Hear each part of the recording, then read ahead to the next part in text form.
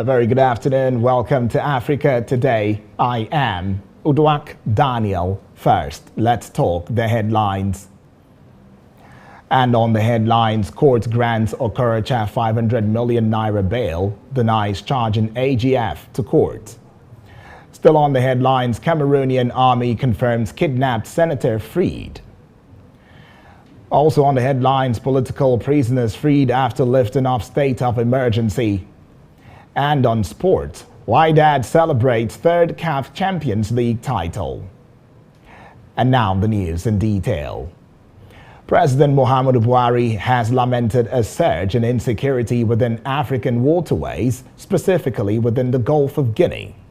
Buhari spoke at the International Maritime Conference in Onne, Rivers State, as part of the 66th anniversary of the Nigerian Navy. He noted that the development required collaborative efforts among stakeholders to tackle. The president was represented by the Minister of Defense, Major General Bashir Magashi, retired. Buhari lauded the efforts of the Nigerian Navy, noting that the efforts have brought about decline in sea piracy and ultimately the listing of Nigeria from the International Maritime Bureau of Piracy list since March 2022. However, the Chief of Naval Staff, Vice Admiral Awal Gambo, emphasized that the collaboration was important as maritime crimes within the Gulf of Guinea have become transnational and are beyond the scope of combat capability of one nation. Away from that, National Agency for Food and Drug Administration and Control, that is NAFDAC, says it has arrested one Obinna Igbo for allegedly importing fake malaria drug. The arrest of the suspect, a 32-year-old businessman, was made known in a statement signed by the agency. Resident media consultant Olushayo Akintola on Monday said. Akintola said that the suspect who imported the unregistered product had also been arraigned before Justice Tijani Ringim of a federal high court in Lagos on a 4-count charge. The charges are unlawful importation, possession, sale, and distribution of fake malaria drug at the Head Bridge Market, Onitsha, Anambra State. It was revealed that the accused person sold the fake drugs at shop E200 Freedom Line, Onitsha, Head Bridge Market, after importing the same into the country. The statement reported the Director General of NAFDAC, Professor Moji Adeyeye, as saying that the suspect was arrested by officials of the Investigation and Enforcement Directorate of the agency. She said that the officials had raided pharmaceutical outlets at Bridgehead Market, Onitsha. And now let's head on to Rivers State in Nigeria. Rivers State Governor and presidential aspirant on the platform of the People's Democratic Party, that is the PDP, Nyesom Wike, who came second at Saturday's primaries, has accused Southern governors of betraying the power shift agreement. The governor spoke at a reception in his honor at the government house in Port Harcourt, Rivers State, following his return from the presidential primary in Abuja. Wike, who has vowed to remain in the party and support its 2023 presidential candidate, Alhaji Atiku Abubakar, disclosed that he almost scuttled the PDP primaries at a stage when the rule was breached, but had to maintain his calmness. I contested the election based on the principle and agreement with all the Southern governors and the leaders of the South that the presidency should go to the South this period. We have done our own part. We never betrayed anybody because it's not in our blood to betray. But it's a shame to those people, some of the governors from the South. I've told them that, look, this election, I made a vow to PDP. I said, whoever emerges, I will support. And I'm not going to go back to that. Yes, it may be painful to you. Yes, it may be painful to us, but we cannot. Away from that story, still on court matters, Federal High Court in Abuja has today granted bail at 500 million naira to ex-Imo State Governor, Senator Rochas Okorocha. Justice Inyang, in a ruling a moment ago, rejected the object of the Economic and Financial Crimes Commission, that is the EFCC, to Okorocha's bail application. The judge also granted bail to Okorocha's co-defendant, Anyim Nyerere Chinenye, on the conditions attached to the administrative bail earlier granted him by the EFCC. Trial is to commence on November 7. Meanwhile, Senator representing Imo West Senatorial District has today described as false the reports that he had sued the Attorney General of the Federation, Abubakar Malami San, and demanded 1 billion naira damages over the invasion of his home in Abuja by operative of Economic and Financial Crimes Commission, that is the EFCC, last week. Okorocha, in a statement issued in Owerri by spokesperson Sam Onwomedo, said that he had no reason to sue the AGF because his office was not the one who invaded his home nor took him to court. The statement said that Okorocha and his lawyers were more concerned about ensuring that the ex-governor, who currently represents Imo West in the Senate, regains his freedom as soon as possible. Hit-and-run driver Onwomedo said the Okorocha knew those to sue for damages when he comes out from the EFCC net if he decides to press charges. The ex-governor also denied the claim that he had briefed 5 senior advocates of Nigeria to commence legal action against the federal government.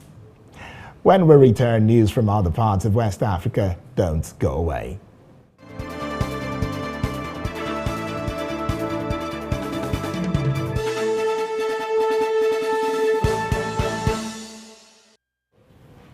Welcome back and thank you for staying with us. Always a delight. Cameroonian soldiers have freed a kidnapped senator of the ruling party plus several other hostages in an operation in the country's English-speaking northwest region, the army says. Senator Elizabeth Regina Mundi was kidnapped along with her driver last month in Bamenda. The separatist group, Ambazonian Defense Forces, that is the ADF, said it carried out the abduction. The rebel group is one of several fighting for independence in the 2 main Anglophone regions, the Northwest and Southwest. In a statement, Army spokesman Cyril Antfak Gomo said a dozen separatist fighters were killed, many left injured, while others fled during the Monday night raid.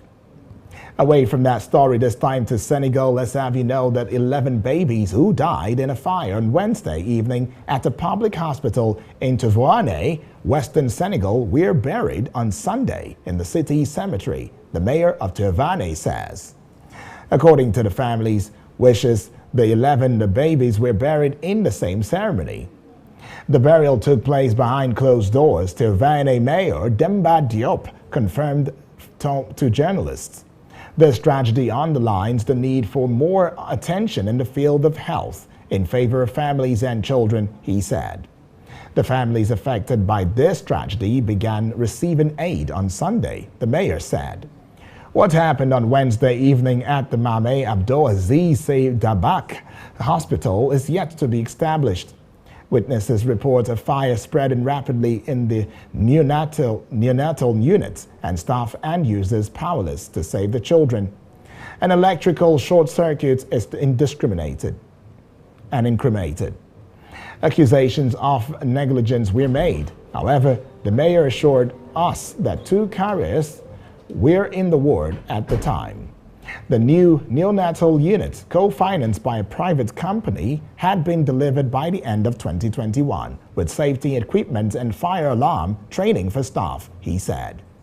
On Friday, Senegalese President Macky Sall acknowledged the obsolescence of Senegal's health system and ordered an audit of neonatal services so that the public hospital is no longer a place of tragedy.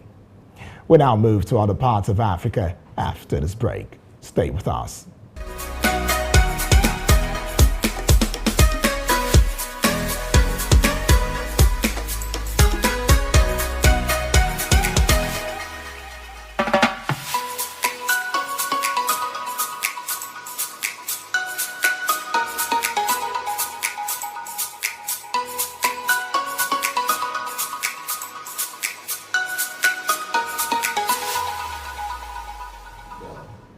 Always a delight to have you back. This is Africa Today on Hills TV. This time to Egypt. Egyptian President Abdel Fattah el-Sisi met Monday with Polish President Andrzej Duda in Cairo. The North African leader is hosting his counterpart for a 3-day state visit. Topics on the agenda including strengthening economic and scientific cooperation, as well as the next UN summit on climate scheduled in November in the Egyptian city of Sharm el-Sheikh. During the joint press conference, the Polish head of state also promoted Poland's potential to export crops. Egypt buys around 60% of its wheat from Ukraine and Russia and now wishes to diversify its sources of supply. Andrzej Duda backed EU negotiations with Egypt to fill the gap in gas supply. African energy producers have received much attention from the EU since the war in Ukraine erupted. Countries like Nigeria and Algeria cautioning and signing deals. To mark the launching of what both leaders wish to be a new era of bilateral relations, Poland is to resume direct flights off the national airline between Cairo and Warsaw on 31 May. Bringing you more stories, let's have you know that Sudanese military authority headed by General Abdel Fattah al-Burhan released Monday political prisoners. According to reports, 125 activists were able to leave their cells.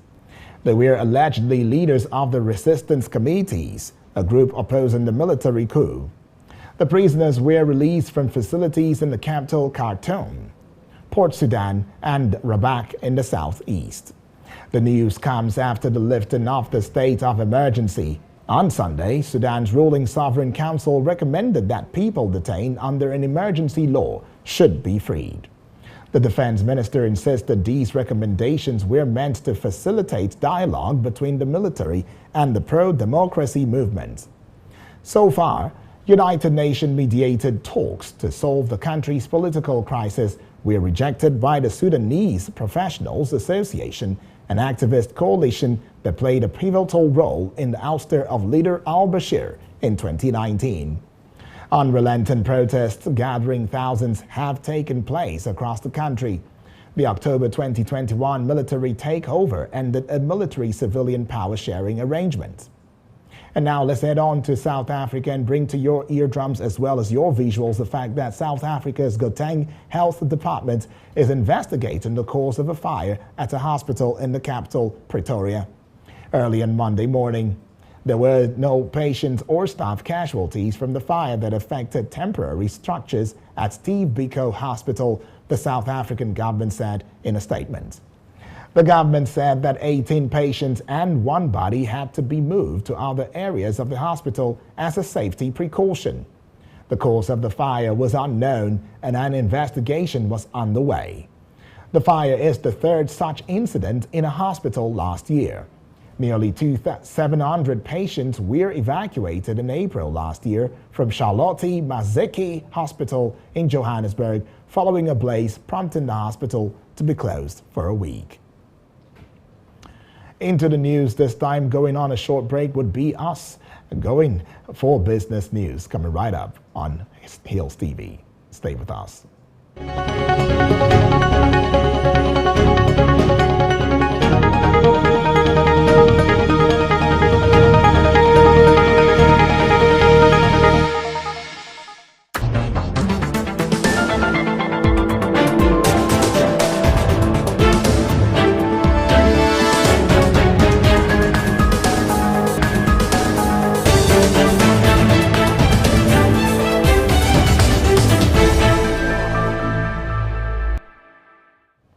It's a great feel to have you back on Africa Today, this time talking business.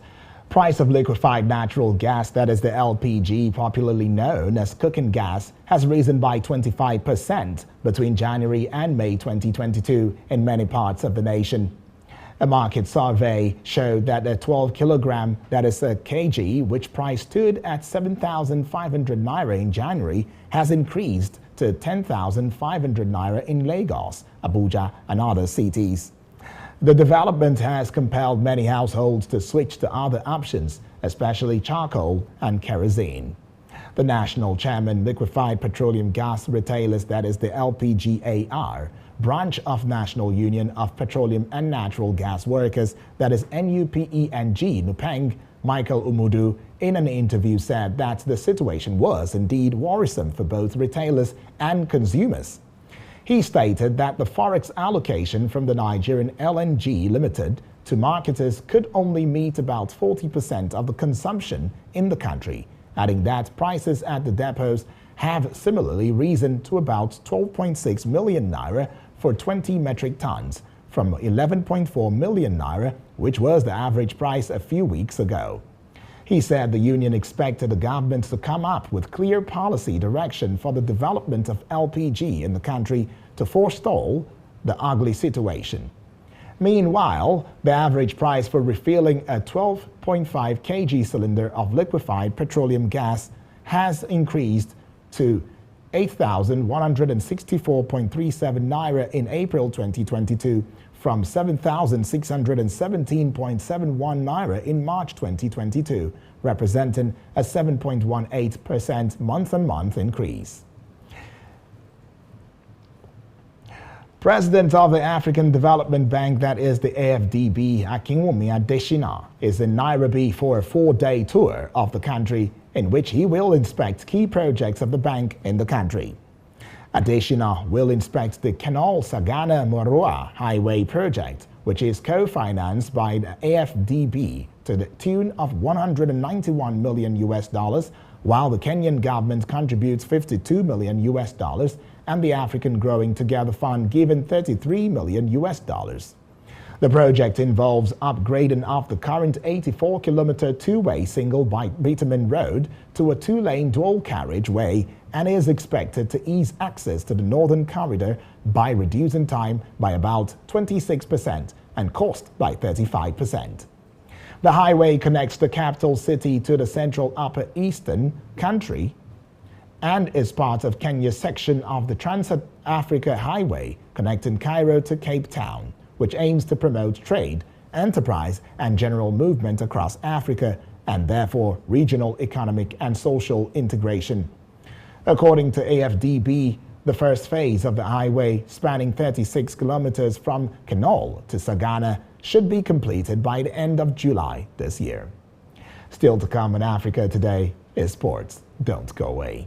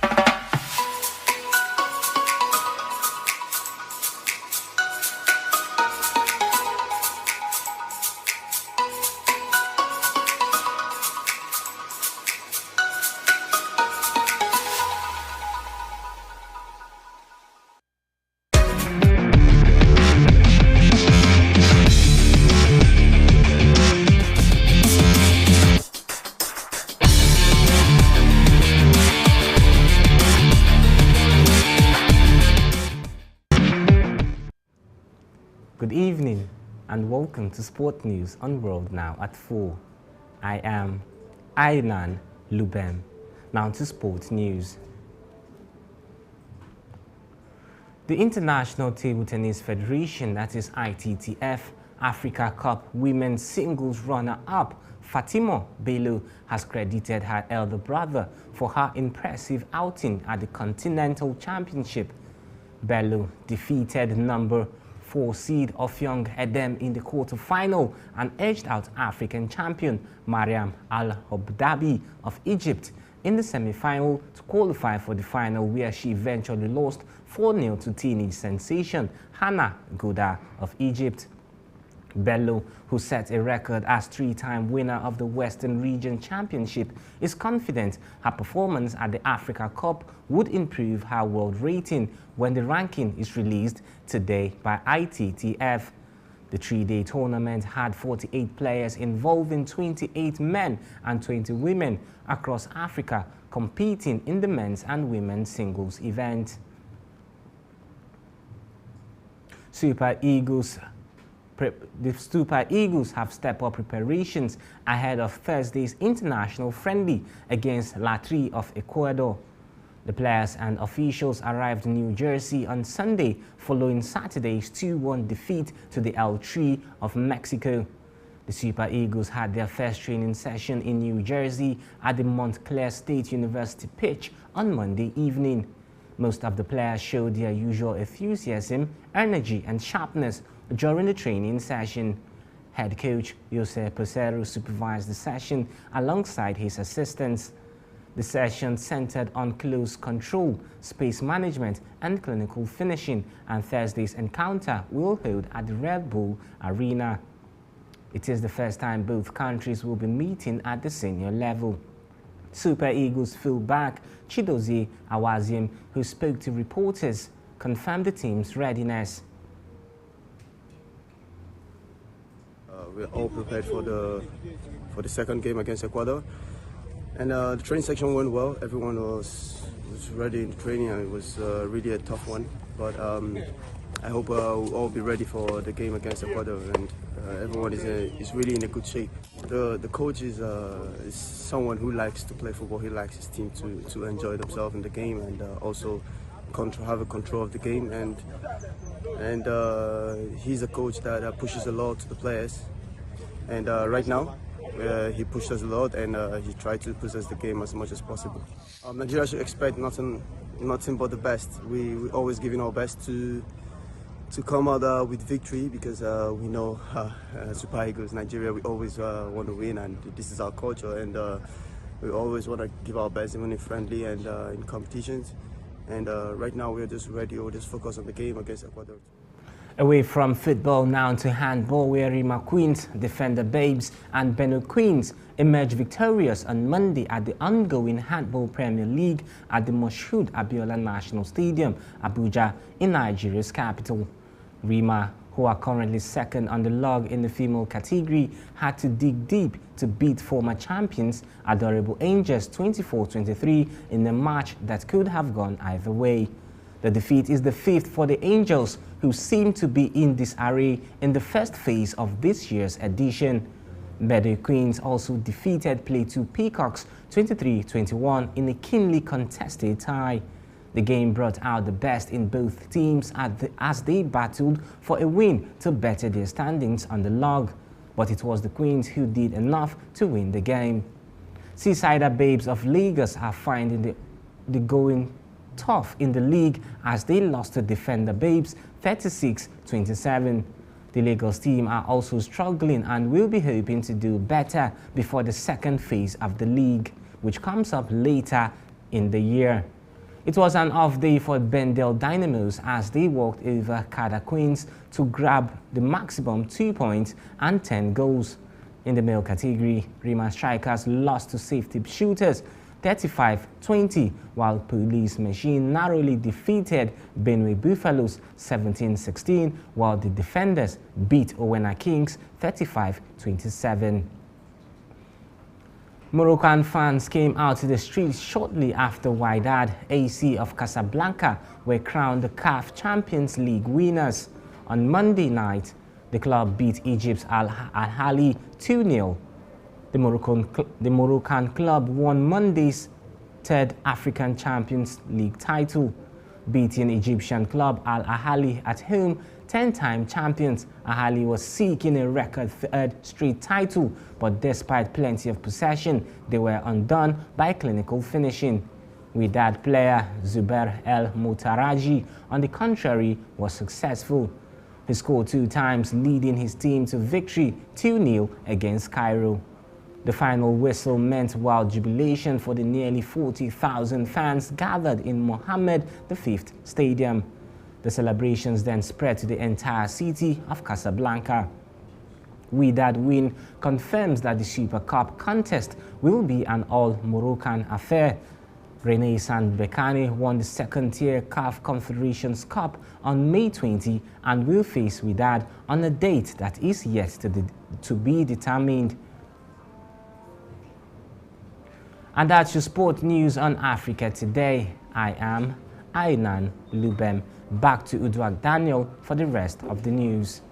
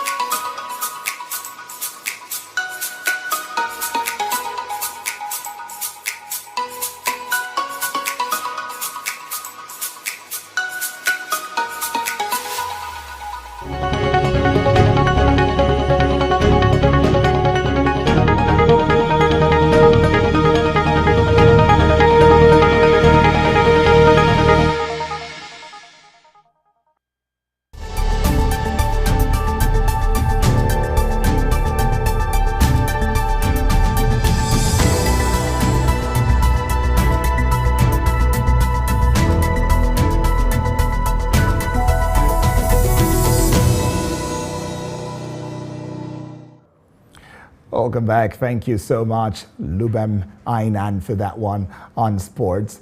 Still in the news, let's have you know that contrary to speculations, the Nigerian army has denied ever pampering repentant terrorists, saying Boko Haram members surrendering were only treated humanely in line with the provisions of the law. Speaking in an interview, the commander of Operation Hadinkai, Major General Chris Musa, said the clarification was to dispel insinuations that the terrorists were being over-pampered by the military. Already in the northeast, according to him, the army has over 51,000 ex-Boko Haram members and their families, including 11,000 males. And that's Africa Today, but before we go, a quick look at our top stories. We told you on the headlines. Court grants Okorocha 500 million naira bail, denies charging AGF to court. Also on the headlines, we told you Cameroonian army confirms kidnapped senator freed. Also on the headlines, political prisoners freed after lifting of state of emergency. And on sports, Wydad celebrates third CAF Champions League title. Remember to visit us on Facebook at Hales TV, Instagram at Hales TV. Our YouTube channel is at Hales TV. I am Uduak Daniel. Thank you for watching.